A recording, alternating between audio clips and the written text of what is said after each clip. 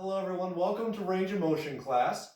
First thing you want to do in this class is make sure that you have a sturdy chair to sit in. If it has arms, that's going to be okay. It's going to limit some of your movements. I'm not too worried about that. I just want to make sure that you have something that you're comfortable in. Make sure it has a backrest. That's really important for this class. We will, on one of the exercises, be leaning back into the chair. If it doesn't have a backrest, it won't be very comfortable for you. So make sure that you have a backrest. Make sure that you're seated up tall. Don't lean against the back of the chair. I want to make sure that you're sitting up tall, keeping good posture. For this class, if you see a little dog walking around, that's our dog Roxy. Don't worry about her. If you're from my range of motion class at Oakwood, you've heard quite a bit about her. So you'll get to see her in the flesh occasionally, possibly during this class. So we're going to do some range of motion, just stretching the joints, making sure everything moves well and that we're feeling good. And then we're going to end with some stretching of all the muscles. We're going to work down to our feet and ankles, all the way up to our shoulders and neck, and even to our fingers. So let's start with a basic march, get the body warmed up, feeling good. I want to make sure that the legs are warmed up, where we're starting to work the hips a little bit. It's always important to warm yourself up. If you are not warmed up and you just start doing different movements, exercise, you can cause a bit of injury. I want to make sure that you're feeling good, feeling comfortable with your movements. Marching is my class's favorite thing to do when warming up for the first movement, so that's how we're going to start every single one of my exercise classes that you see on this YouTube channel. Now I would like you to speed up a little bit, try to really get your heart rate up, get those legs feeling good, keep them working. I want you to feel those legs burning a little bit. We're going to do 10 more seconds. We got 8, 7, 6, 5, 4, 3, 2, 1, and slow it down, but keep marching. Also make sure that you have water with you. I've got my water bottle here with me. It's always good to stay hydrated. This is not a high intensity class, but if you are not staying hydrated, you may wear out a bit faster, get a dry mouth. I don't want any of that stuff, so be sure you have water with you. If not, feel free to pause the video and get yourself some water, and then we can continue. Let's continue marching, this time a little bit slower, more controlled, bigger steps for full range of motion.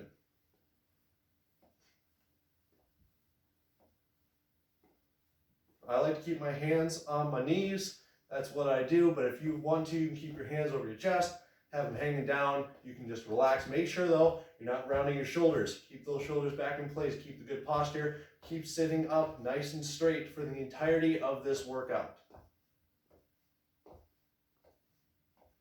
We'll do 4, 3, 2, and 1. Excellent. We're going to go to our hips. For hip range motion, I want you to lift one leg up as high as you can, rotate it over, set it on the ground, and bring it back.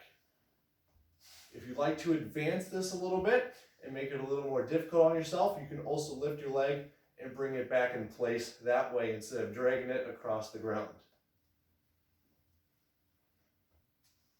And please don't push yourself too hard on these exercises. Only do what you can do. If you can only move your leg out to here, that is okay. I just want you to be able to do what you can do successfully and pain-free. This is supposed to be a pain-free class. If anything hurts, please take it down a notch. Don't move as far, don't work as hard, and that way you're still able to get a good workout in and feel good when you're done and having no pain. Let's do 2 more per side. So here's 1, 1, 2, and 2. Excellent. Take a break for a second. We're going to go into more marching, but we're going to do some muscle activation. We're going to do one leg at a time. This march is going to be a little bit different. We're going to do a normal march, but I don't want you to let your foot touch the ground. Keep it just above the ground. Don't want it way up here, just a little movement. I want to make sure you're still getting full range of motion. Just try not to let your foot touch the ground. You're going to feel that muscle activate all the way up to the hip flexor, way up by your hip. You feel it burning a little bit. That is okay. This is supposed to be a difficult move to do.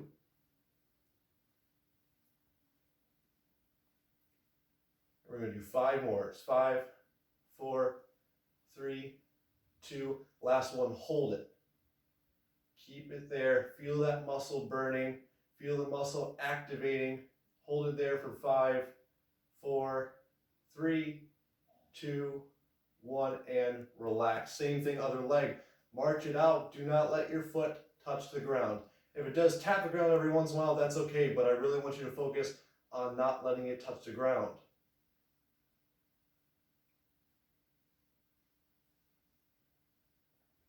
Here's 5, 4, 3, 2, and last one again, hold it.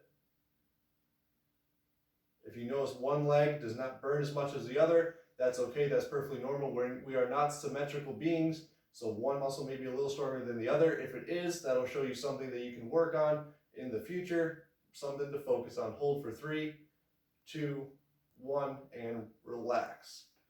We're going to activate our calf muscles now in the lower back portion of our legs, lifting up onto your toes, activating the calf muscle. Try to lift up as high as you can. Really feel that calf muscle activate and squeeze at the top. I want to make sure you're feeling it. If you're not feeling it as much, bring the legs a little closer and lift up a little higher. Now, if you have a fused ankle or anything along those lines where you're not able to lift, just do one leg at a time or try to lift the other foot as high off the ground as you possibly can to get as much range of motion as possible.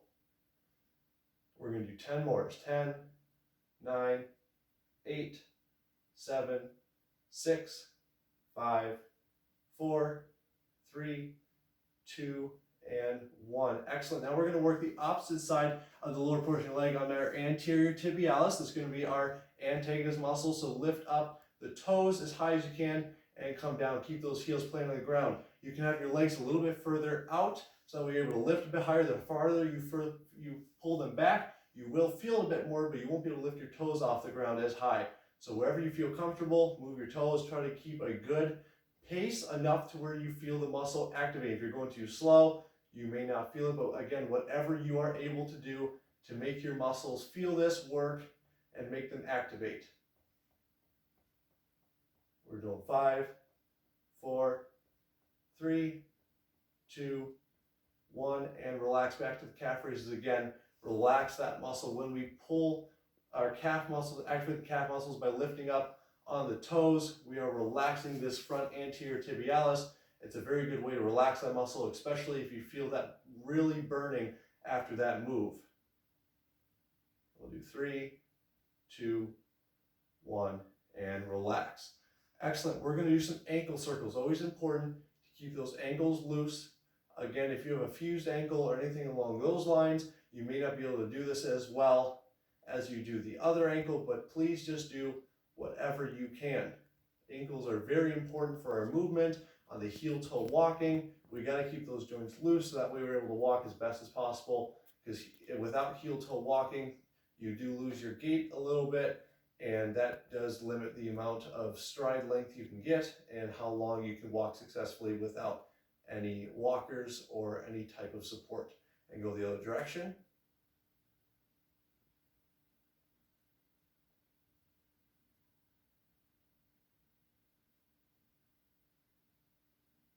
And go ahead and bring that leg down. Go ahead and switch sides or do ankle circles again on this side. Again, just please do whatever you can do. Try to get as best of full circles as you can. If you want to go a little slower and take your time, you can. If you feel comfortable with this move, speed it up a little bit. Whatever you are able to do to make this the best workout possible. We're going to go the other direction.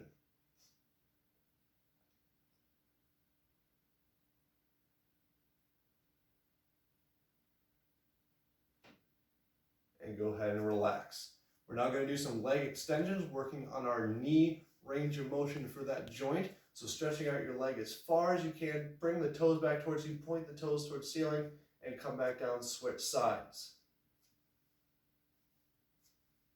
Again, try to make sure you're maintaining good posture. You're sitting up straight. Don't lean back too much. It will be easier to lean back, but I want to be sure that you're sitting up straight, keeping your core activated the whole time while working the legs.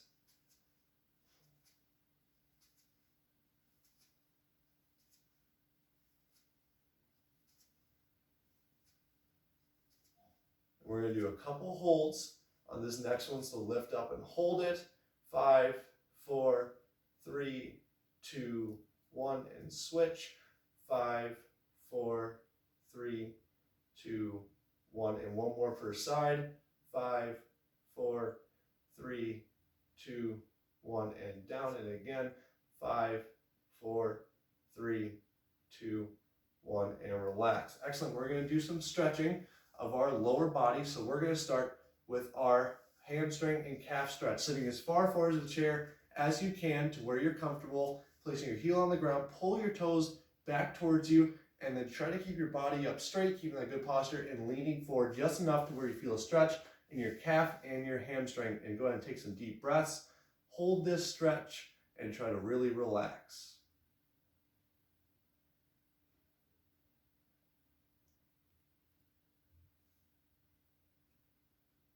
Five, 4, 3, 2, 1. Keep leaning forward for me. Point your toe away from you now. That's going to eliminate your calf stretch, stretch your anterior tibialis, and you're going to feel it more in your hamstring than if your calves are tight. You may not feel as much as your hamstring. This one, you're definitely going to feel it in your hamstrings over your calves. Again, 5, 4, 3, 2, 1, and sit back up. We're going to switch sides, same thing, heel into the ground. Pull the toes back towards you, lean the body forward, and take some deep breaths, hold and relax.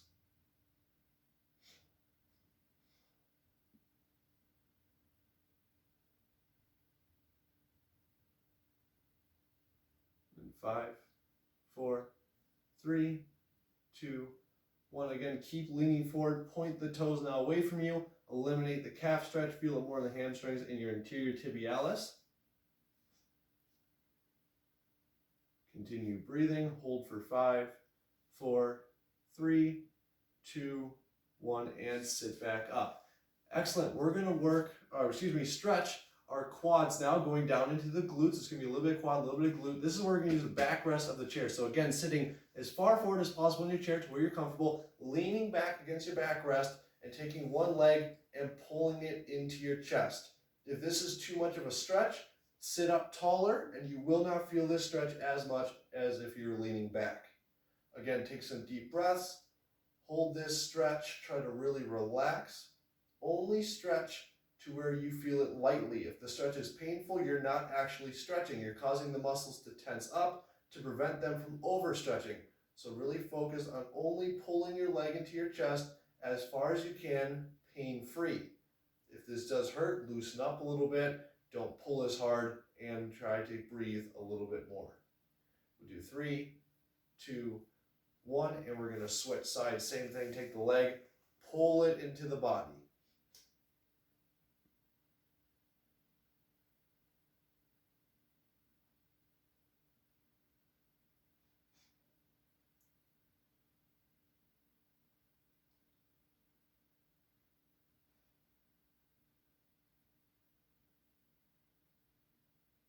Excellent. 3, 2, 1, and relax. Our last stretch, this is going to be the most difficult stretch of all the leg stretches. This is going to be for our hip muscle. This is called the figure 4 stretch. I'm going to give you an example of what a full figure 4 stretch looks like. I'm going to give you some modifications to regress this or make it not as difficult of a stretch in case you had a hip replacement or you have hip pain in general. This will loosen up a little bit so it doesn't hurt as much. A full figure 4 stretch is taking your foot, placing it on top of the opposite knee, and relaxing down. You can also lean forward for more of a stretch or press down on your knee. Now, if this is too much of a stretch, if it's painful, if you're unable to get your foot in this position, you can also rest knee over knee and lean forward. You're still going to feel that activate in your piriformis hip muscle, but this is not going to be as intense as before. If this is still too intense or this is not a move that's possible for you can do, you can also cross your ankles and pull back. Now, you may not feel this as much since this is much less of a stretch, but it's still going to be good for that muscle. So whatever you are able to do out of those 3 options, go ahead and get yourself in position. Hold this for a couple seconds. Again, keep breathing. Make sure you're relaxing and that you're pain-free when stretching.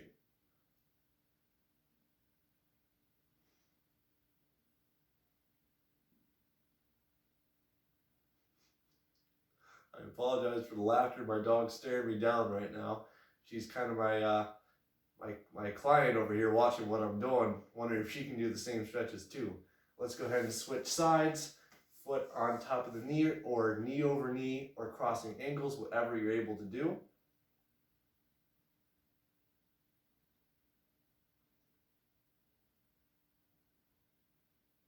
Keep breathing. Try to relax.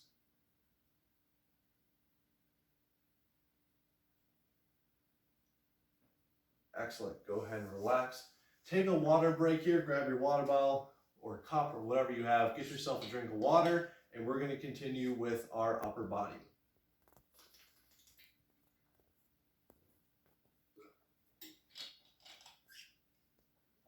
On to the upper body, we're going to start with our lower back. The best way to stretch your lower back, I prefer to bring my arms up in the air as a start. Keep your legs about hip to shoulder width apart, wherever you're comfortable.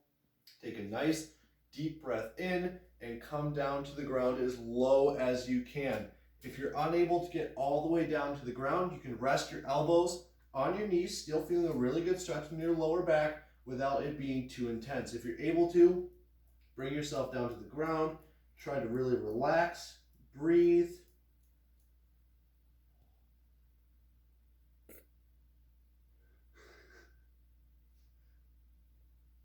And come back up nice and slowly. For those who are in my range of motion class, there she is, Roxy in the flesh. We're going to continue with our back stretches, and we're going to go into our upper middle back, placing one hand on the leg, one hand around the back of the chair, turning as far as you can. Again, on this one, make sure you're pain-free, not overturning. Try to keep your hips facing forward, keeping centered, just turning your upper and middle back. 3, 2, 1. Excellent. Go ahead and switch sides again. Hand on the leg, arm around the back of the chair, turning as far as you can.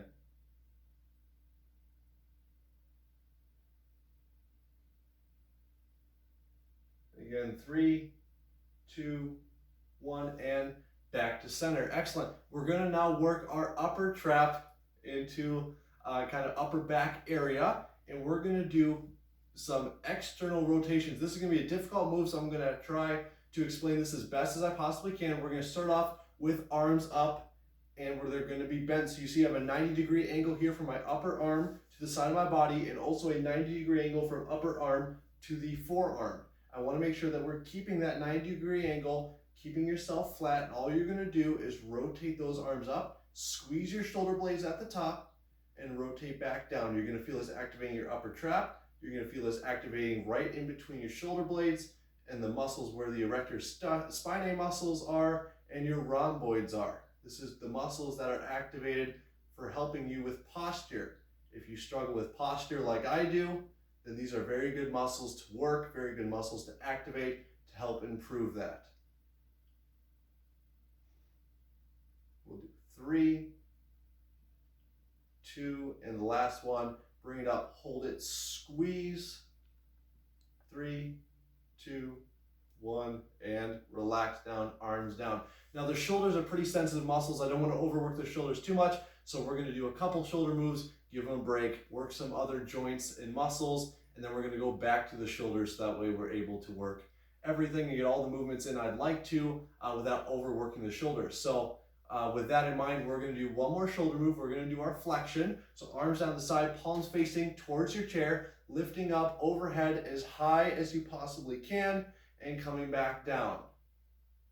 If you're only able to lift up a quarter, half, even 3/4 of the way, whatever you are able to do, as long as you are getting your full range of motion without any pain. You may also notice that one shoulder is a little bit more flexible than the other. For instance, one hand goes farther back than the other. That is okay. Again, just try to get that full range of motion. Now, if one hand goes significantly farther back than the other, I would suggest grabbing a bar that you can hold on to so you're able to bring that other arm back in place and get the same kind of stretch and flexion with both shoulders. There's 3, 2, and 1. Excellent. Relax down. We're going to give the shoulders a break. We're going to move to our elbows for some work with flexion for our elbows. So arms out straight in front, palms up to the ceiling. Bring your hands back to your shoulders and bring them back out. Now this is working the shoulders a bit, having to hold your arms out, but it's going to be very little shoulder work, and it's always good to keep our elbows moving. Keep them flexible. And the elbows get moved a lot But for those that don't move their elbows too much, whether they're not grabbing a lot of things, sometimes when you're holding onto a walker, keeping your arms straight the entire time, it's very good to keep your elbows nice and flexible so you're still able to get the full range of motion. If you like to, you can also tap your shoulders, tell yourself you've done a good job so far, because we're almost done. We've got a few more muscles to activate, a few more moves to do, and you are going to be done. 3, 2, and 1. Excellent. Relax down. We're going to continue to relax the shoulders a little bit, and we're going to work on those same interscapular muscles I talked about before for keeping good posture. So again, arms down the side, palms facing towards the chair. Keep your shoulders back in place. Bring the arms back just a little bit and squeeze your shoulder blades. You're going to feel those muscles activate and relax forward. Pull back and squeeze and relax forward. Pull back and squeeze and relax forward. If this hurts you at all, again, just do whatever you are able to do so you're getting the full range of motion, feeling those muscles activate, but you are pain-free the entire time. Keep moving. We're going to do 5, 4, 3, 2, and the last one, hold it. 5, 4, 3, 2, 1, and relax. Excellent. We're going to go back to the shoulders. We're going to do some arm circles. So arms out to the side. Make sure there's nothing around you that you're going to knock. If you're with someone in the same room, whether it be a spouse, friend, anything along those lines, make sure that you are not going to hit them while we're moving. We're going to do arm circles. Again, however big of circles you are able to do. If you're able to do little circles, that's okay. If you want to do very big circles, that's okay too. I'm going to stick mine to some medium circles. I'm more of a middle average man, so that's what I'm going to do, is stick middle average circles. We'll do 3, 2, and 1. Now go reverse.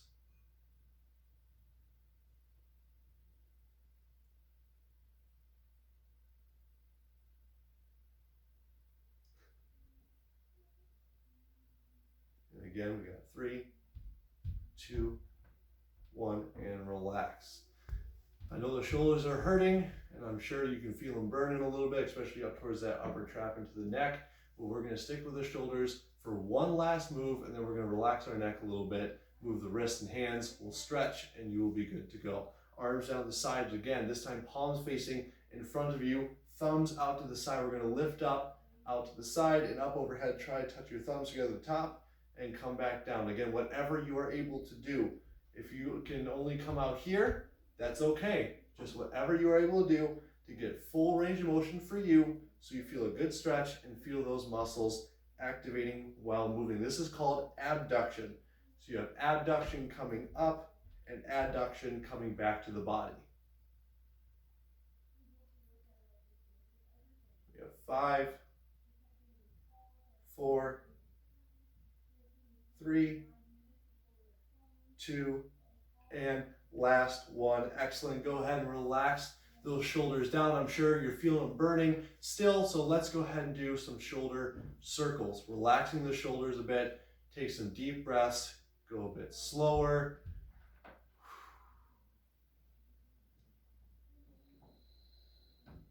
Excellent. We're going to go reverse.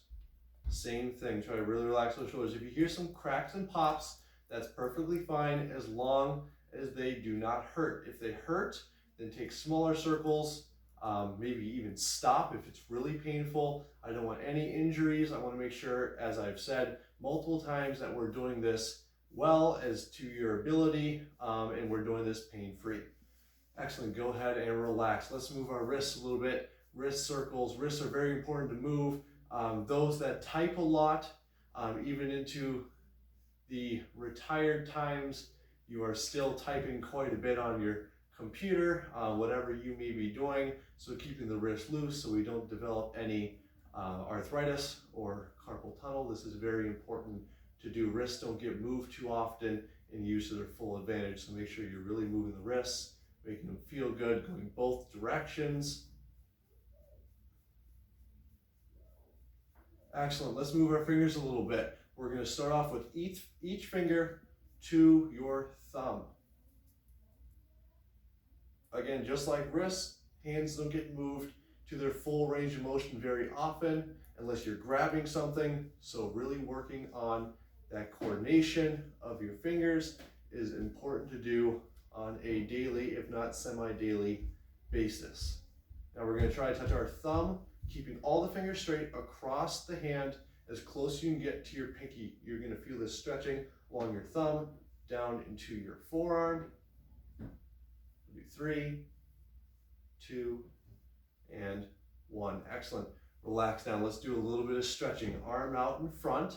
Bring it across your body as far as you can, keeping your arm straight. Take your other hand, place it on the back of your arm, and pull it across your body. This is going to be a little bit more of a stretch. If this is too much of a stretch, don't pull as hard or don't pull at all. Hold it out here, whatever you're able to do, so you feel a good stretch in your shoulders going into your back. Continue to breathe. Take the deep breaths. You've done good. We're almost done. A couple more stretches, and you will have completed range of motion. Excellent. We're going to switch sides. Other arm out in front. Bring it across the body and hug it in. Again, if you'd like me to do that a little bit slower so you can see the full motion, arms straight out in front of you, across your body, and hug it in. Good. We're going to hold this for another 8 seconds. So continue breathing. Try to relax. 3, 2, 1, and bring the arms down. Excellent. Next, we've got a bicep and forearm stretch. Palm to the ceiling, other hand pull down on your fingertips as far down as you can bring your hand. If this is not enough of a stretch for you, the higher you raise your arm, the more of a stretch you're going to feel. Again, keep breathing, keep relaxing.